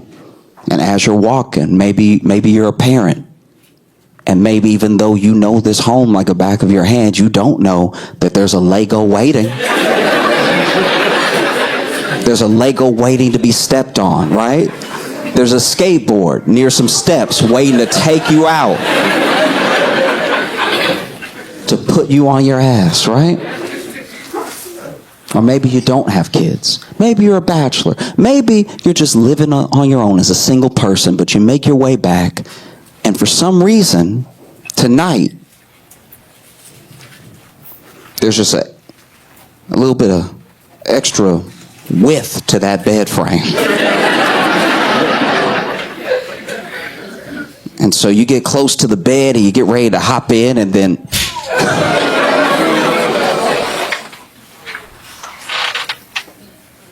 and so you suffer.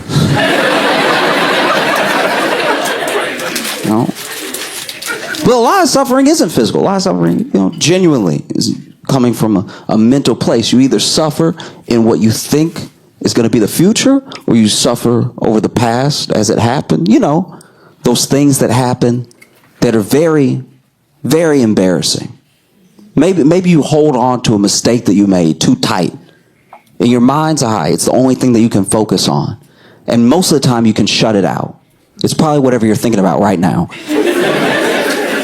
But most of the day, you're pretty good at shutting it out. But then you have a quiet moment, like in the shower. And while you're in the shower, your brain just goes, remember that time? You remember that time that everybody was like, wouldn't it be fun if we jumped in the pool, and then you just jumped in the pool, but then the other person was like, oh, I was never going to jump in the pool. So then you were just out here in the pool by yourself, and you can't swim. So then you were hoping that everybody jumping in would just mean that everyone floated a little bit higher or something. And so now you're like fighting to get to the top of the water, and then people, you can hear them be like, is he drowning? Like it was like a question, because you flailing so hard that everyone's like, is he drowning? And then you're like, what? These are supposed to be my friends. Why aren't they jumping in the water and help me? Do we not want to jump in the water so bad? We just want to talk about jumping in the water that no one's going to come save me right now. And so you're flailing, and then finally you just hear somebody at the party, one of your friends, say, yo, stand up.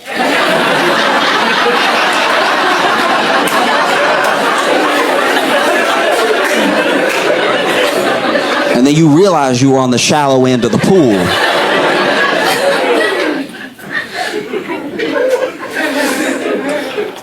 So there's a suffering. And then, there's a suffering for the things that you think are going to happen in the future, right? Things that haven't even happened yet. Usually, It's us, because of our imagination. We're one of the only, I mean, look, this is us saying it, but as far as scientists know, we are one of the only species that has real imagination in that way. So we're some of the only things on planet Earth suffering in that particular way, right? Most things are living in the moment, right? You know, but we're the only ones putting things onto the future that haven't even happened yet. Like, let's say you're in a relationship and you love this person, but y'all fight from time to time. And you fight, but you love each other, and maybe it's been a long time. You've been together for a long time, so you know them. You know them deeply. You know them in a fundamental way where no one else knows them, right? So then sometimes when something happens, you can tell we're probably going to have a fight. We're probably going to have a fight because I know them, and I know what happened, and I know how they react to things. I know how I react to things, so we're probably going to have an argument, right? So then maybe you're driving home, maybe you're taking the train, maybe you're on the bus, but wherever you are, because you know there's about to be a fight, you decide to have the first fight.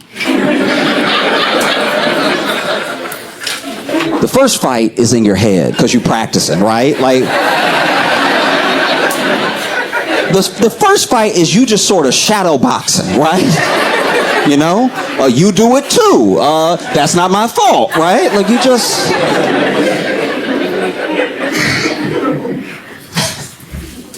And so the first fight, maybe things don't go so well. Maybe the first fight, because you have to imagine the whole thing, you imagine them reacting a little harsher than they might even react. Because you don't know, because you haven't been there yet. It's in the future. It hasn't happened. You have to make this thing up. But now you're suffering because you're imagining that they said something to you that was a bit too far. And they always do this. And I can't stand when you do this, right? You always, in my head, take things too far before I have the conversation with you, right? And so you get home and you already mad. You already pissed off because in your mind you lost the first fight, right? So now when we have the first fight, I'm remembering the first fight. So now I got to get my get back from losing that first fight because they had such good logic in my head when I was fighting them before that I came ready. I'm already ready to plug up all the holes in my own argument, right? And so then, you know, you start fighting, and then you start the fight by being like, why are you yelling? And then you realize you're yelling, and you're like, why am I yelling right now? And it's because you had a fight already. You had suffering you didn't even need to have. There was no reason, right? And then there's the second noble truth. The second noble truth is that there is a cause to the suffering. People, we don't just have to suffer endlessly for no reason, right?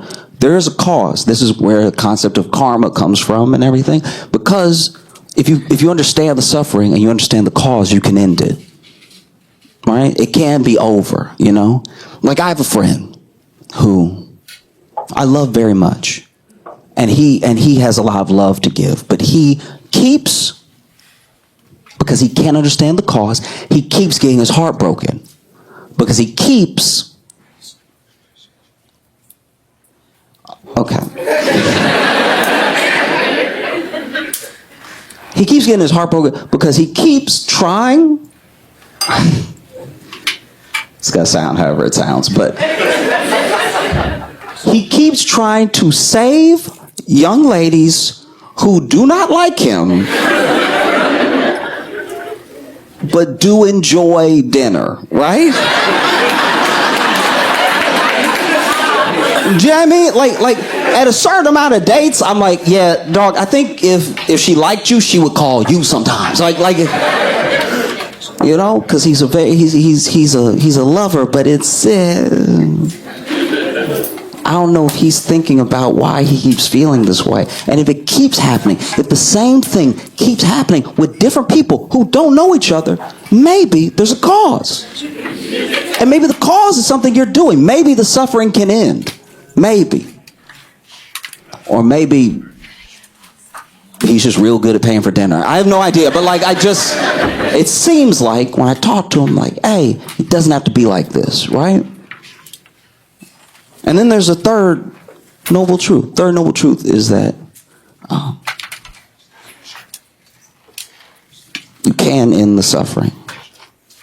It can. can't, like, it doesn't have to go forever, right? Like, the second one is that there's a cause, and the third one is that there will be an end, right? It doesn't have to go on forever. You can release yourself out of this sort of cycle. And then the fourth one is that there's a path. There's a path for you, a way to end the suffering, right? Which I think is great. I think that there's nice that there's an answer at the end.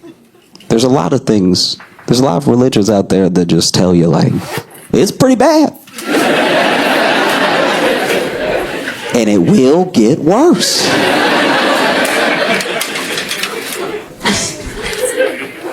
You know? There are some Buddhist monks, right? There's some Buddhist monks in Thailand. And they're in a specific region, so I don't want you to think this is all of the Buddhist monks. But these particular Buddhist monks in this particular region of Thailand keep getting into trouble for not being very good monks. Because when you think of a monk, it's unfair, but you think of a monk the same way you think of a nun. You think of someone who has dedicated their entire life, their finances, their physical self, their spiritual well-being to the cause of whatever religion or philosophy that they've taken up, right? And that doesn't make them perfect, you know? But it does make them seem like someone who is going to be holy or be grounded, you know, whatever the thing is, right? And these monks are pretty rock and roll. These monks are going ham, okay?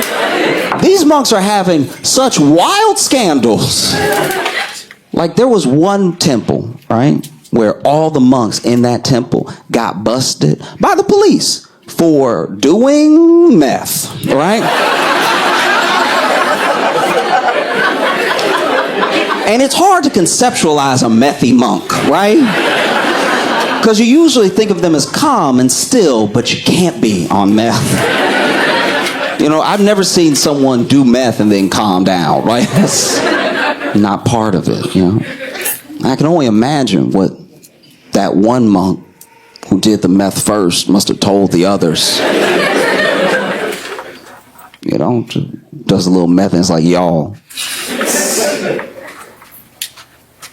if we do this, we ain't got to do all that sitting. Like, this is about to hit, okay? You know? There was another scandal where there were some monks who basically, I say got in trouble, I think they got arrested for stealing millions of dollars in donations from people who were basically donating to, I guess, the monastery, but just generally, the same way you donate to, like, any church or anything like that. And that one baffled me, because I thought one of the whole principles of Buddhism was like, guys, I don't need anything. Like, it's me trying to better myself, trying to get better, trying to get to the next level and everything. So to give the monks millions of dollars is asking for trouble. Like, you know what I mean? To give the monks a rapper level of money and then not expect them to live that rapper lifestyle feels like an unnecessary temptation, okay? You know, like, I'm pretty low key, but if you gave me around $8 million, I might go a little wild for a day or two. You know what I mean? And it's tough. It's tough when you're a monk and then you try balling out because you in the same clothes. Do you know what I mean? Like, when you roll up to a strip club, everybody know you're not supposed to be there.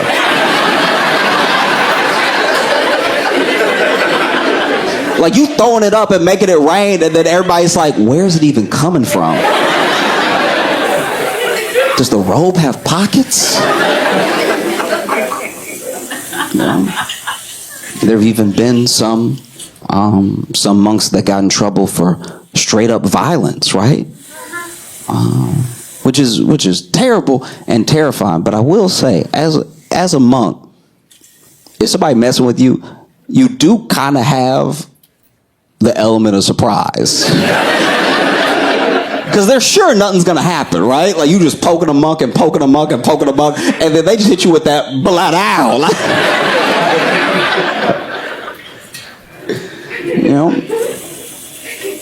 And I guess it's just wild that for such a I'll call it a religion or a lifestyle just for the sake of the argument, but like for such a calm, peaceful, to yourself